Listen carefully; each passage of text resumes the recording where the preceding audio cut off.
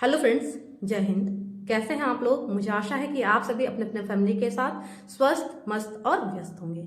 और मेरे इस legal advice in Hindi channel पर आप सबों का तहे दिल से स्वागत है। तो फ्रेंड्स, आज के इस वीडियो के माध्यम से मैं आप लोगों के बीच शेयर करना चाहूंगी, और होता भी है कि अक्सर पत्नियां ससुराल को छोड़कर मायके जाके बैठ जाती है। काफी भाइयों की पत्नियां तो अभी भी बैठी होंगी, और इस स्थिति में होता यह है कि उनके घर वाले आपके खिलाफ केस करने के लिए उन्हें मोटिवेट करने लगते हैं, क्योंकि उन लोगों को ईगो प्रॉब्लम होती है। और पत्नी शुरू में कोई केस नहीं कर रही होती है, लेकिन कहीं ना कहीं आपको हिंट्स या धमकियां मिलना शुरू हो जाता है कि ये बात मान लो, नहीं तो मैं ये कर दूंगी, मेरी ये बात मान लो, नहीं तो मैं वो कर दूंगी। अब अगर आपकी पत्नी का नेचर अच्छा नहीं है, आप तबाह हो चुके हो और लग रहा है कि अब इसके बाद ये लाने लायक नहीं रही है, यहाँ तक कि ऐसी स्थिति आ चुका हो जिसमें आप निर्णय तक आ चुके हो, ये लगने लगा हो कि अब रिश्ता रखा नहीं जा सकता है। लेकिन अगर पत्नी अभी तक कोई केस नहीं की है तो इस वक्त आपको इस कंडीशन से बाहर निकलना बहुत आसान है। आपको सेक्शन 9 लगाना ही नहीं है।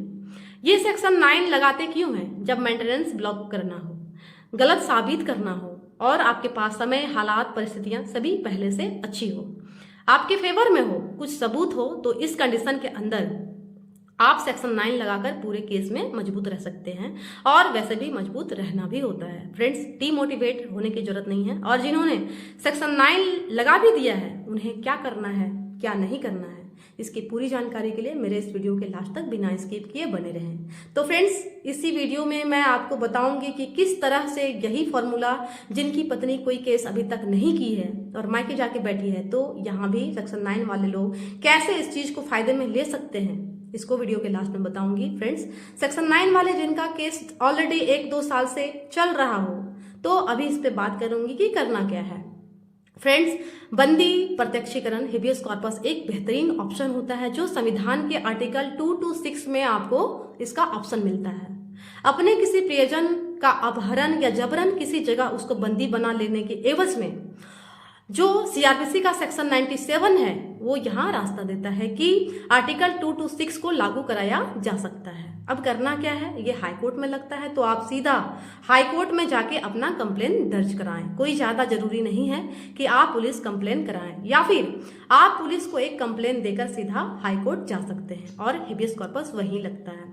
और ये बहुत हार्ड ऑर्डर होता है, मतलब इसके अंदर आपके ससुराल वाले आपकी पत्नी को लेकर नहीं आए तो पहले यहाँ सर्च वारंट निकलता है, और उसके बाद भी उन्होंने किसी तरह के सहयोग नहीं किया तो सीधा अरेस्ट वारंट होता है। तो फ्रेंड्स, यहाँ जानना और समझना ये है कि इसके अंदर हेबियस कॉर्पस लगाना किस पे है? अपने ससुराल वालों पे, भाई बहन, माता पिता, यानी लड़की के ये 4-5 संबंध जिनमें ब्लड रिलेशन होता है, उन पर ये केस आपको लगाना है।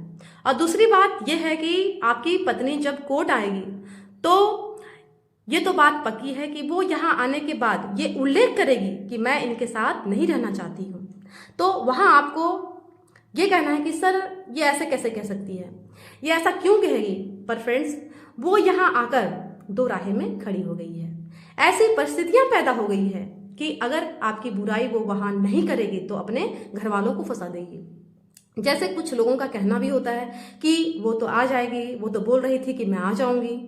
ये चीज कहते ही वो अपने माँ बाप घर वालों को फंसा रही है, क्योंकि कोर्ट ये कहेगा कि जब कोई विवाद था ही नहीं तो फिर आप इतने दिनों से क्यों रह रही थी। अगर वो नहीं भी कह रही है कि मैं अपने माँ बाप के दबाव में आकर परेशान करने पर अपने पति के खिलाफ एक्शन ली और मैं जाकर वहां रहने लगी, वो नहीं भी कह रही है, तो इनडायरेक्टली आने की स्वीकृति देते ही अपने माँ बाप को वो फंसा देगी। दूसरी बात, वो ये नहीं कहेगी, और ये बात आप भी जानते हो, क्योंकि ज्यादातर लड़कियां ये जो एक्शन लेती है, पति के घर से रूठ के जाना और मायके जाकर बैठ जाना, वहां से ससुराल वालों को कोसना, बुराई करना उनकी, कि उसकी माँ ऐसी है तो उसकी बहन ऐसी है तो वो वैसा है, अपने परिवार वालों को भी कोसना, मोटिवेट करना ससुराल वालों को कोसने के लिए, बुराई करने के लिए। तो ये सारी चीजें फुल प्लानिंग के साथ मुस्तैदी से मिलजुल कर किया गया एक कर्म होता है।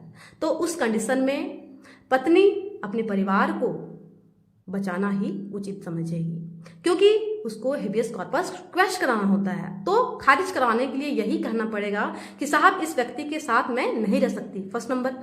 सेकंड नंबर, कि मैं अपने माँ बाप के साथ अपनी मर्जी से रह रही हूँ। थर्ड नंबर ये कि वो कहेगी कि मेरा पति मुझे मारता पीटता है।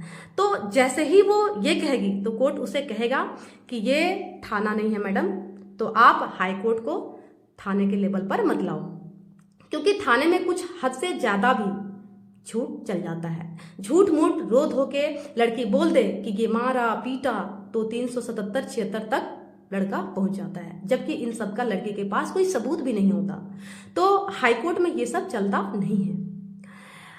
हाई कोर्ट में जब उसको बयान देना होता है तो उस परिस्थिति के लिए उसकी ही सवाल पर कि ठीक है आपका पति मारता है पीटता है तो रिपोर्ट क्यों नहीं कराई, 6 महीने साल भर बीत गए, उतने दिनों से आप रह क्यों रही हैं, पढ़ी लिखी हैं, वेल एडुकेटेड हैं, ऑब्वियसली आपको एक ही बार में रिपोर्ट करना था, इतने टाइम से बैठी क्यों हैं। तो फ्रेंड्स वो यहाँ बहाना मारेगी कि साहब मैं रहना चाहती थी पर मुझे आने ही नहीं देते थे।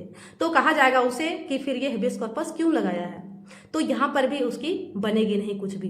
तो इस कंडीशन में फ्रेंड्स उसकी कोई भी बात ठहरेगी ही नहीं। कोर्ट उससे सबूत मांगेगा, वो दे नहीं पाएगी। कोर्ट से 1 दिन का टाइम दिया जाएगा उसे। अगर इसमें भी वो नहीं लाती है कोई सबूत तो ज़्यादा से ज़्यादा 4 से 5 दिन का टाइम दिया जाएगा।